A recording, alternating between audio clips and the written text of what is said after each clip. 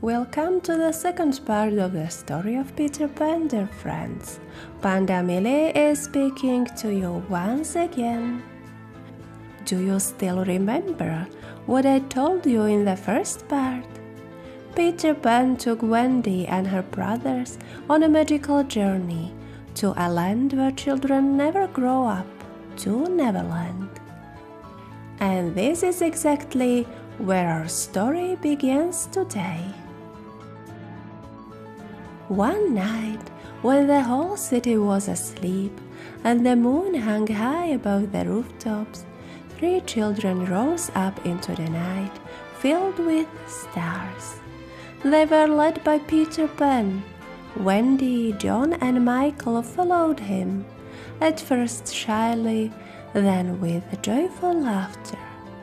As they flew over a sleeping city, a world opened before them unlike anything they had ever seen. Wendy looked ahead to where Peter was flying. John kept the course, occasionally making notes and trying to draw a map of their flight. Michael just laughed and enjoyed the journey. "I'm flying! Look! I'm really flying!" Then Peter Pan called out, "Hold on, at the second turn we fly to the right and then straight on till morning."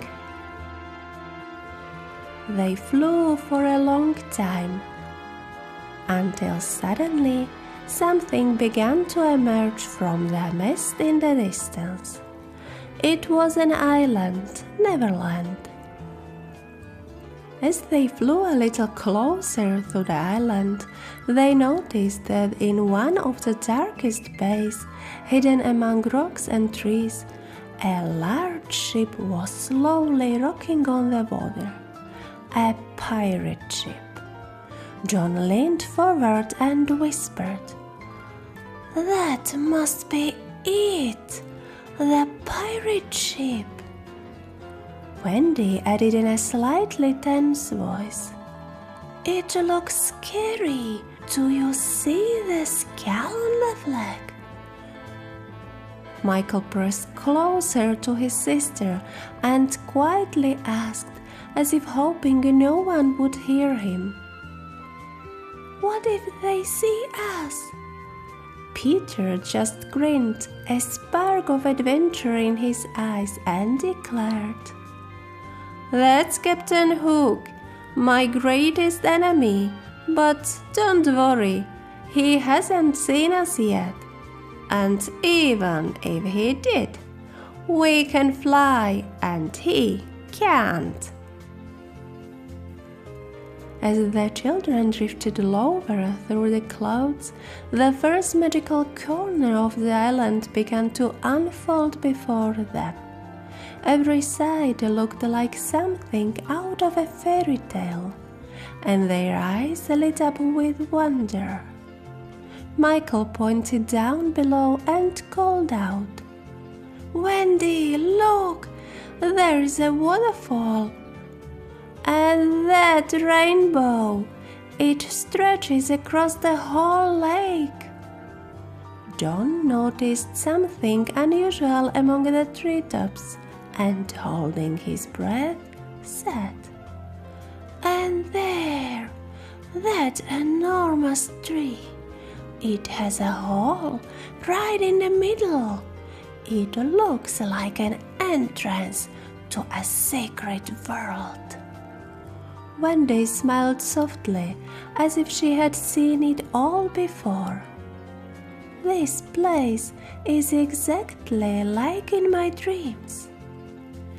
At that moment, Peter turned in the air, spun playfully among them, and with a mischievous grin called out, "Welcome to Neverland! Get ready! The adventure is just beginning." As the children and Peter drifted lower, they spotted a meadow in the distance, and around it a small camp, a hideout in the heart of the forest. Suddenly, silhouettes began to emerge from behind the trees. They were the lost boys, small, brave, with slingshots and bows in their hands. Peter was smiling, but the boys were on alert, and right now they were preparing to defend themselves. In Neverland, it was not always clear who arrived in peace. Toddles whispered to the others, "Something's coming! It's flying! Maybe it's an enemy!"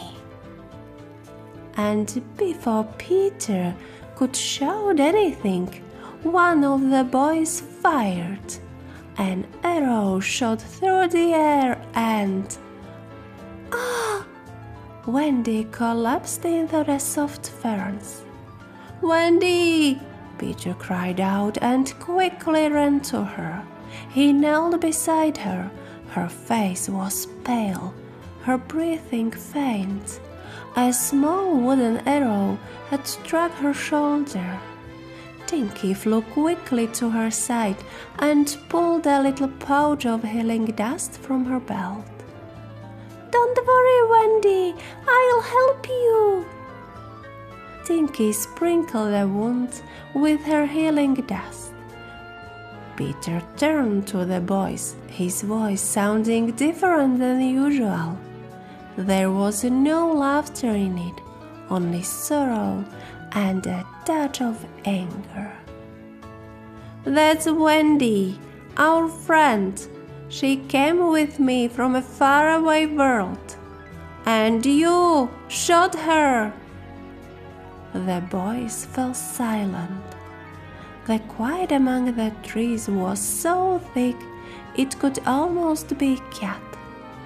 Toddles stepped forward, his hands trembling and his eyes filled with tears. "Oh no, it was me. I fired the arrow. I thought it was an enemy. I don't know girls. I've never seen any. I deserve to be punished." But at that moment, Wendy moved. Her hand lifted gently. She slowly opened her eyes and spoke softly. "Don't worry, it doesn't hurt anymore. I was just frightened." The boys quickly gathered around her, ashamed and full of concern. They looked at Wendy with guilt in their eyes, but when they saw that she was breathing and that color was returning to her cheeks, they all let out a sigh of relief. Peter slowly stood up, brushed off his knees, and looked at the group of boys. His voice sounded calm but firm. "This is Wendy. She can tell stories in such a way that you feel as if you are living them yourself. She'll teach us again how to dream, how to feel the warmth of home. Because even though we play at being heroes, we still need a real home." The boys fell silent. They looked at Wendy with wonder and a touch of awe, as if before them stood a princess, someone who knows secrets they had almost forgotten. And so, Wendy found herself in a land of dreams, where time flowed differently and miracles happened every day. Soon she will meet her new friends and experience adventures beyond anything she ever dreamed of. But I'll tell you more about that in the next part of the story of Peter Pan. Until then, your Panda Millie says goodbye.